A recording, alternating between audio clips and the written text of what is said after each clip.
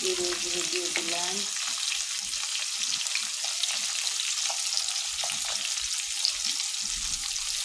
বাটা paste, আদা রসুন বাটা paste দিয়ে দিলাম 2 টেবিল চামচ। এখন দিব লাল মরিচের গুঁড়ো 3 টেবিল চামচের মতো হয়ে যাবে।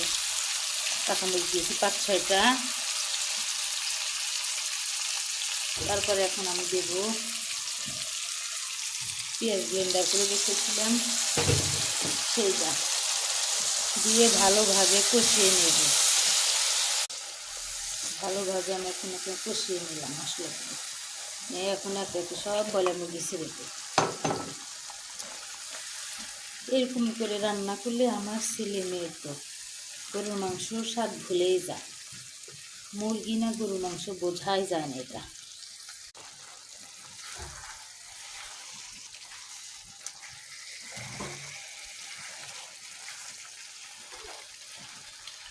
গুঁড়ো দুধ দিয়ে দিলাম এর ভিতরে,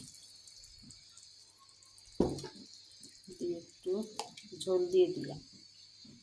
এর স্বাদ দ্বিগুণ বেড়ে যাবে।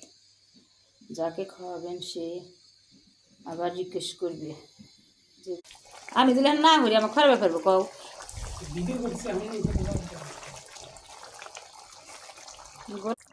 আমার কাছে স্বাদ হয়েছে মুরগি, ভালোই স্বাদ।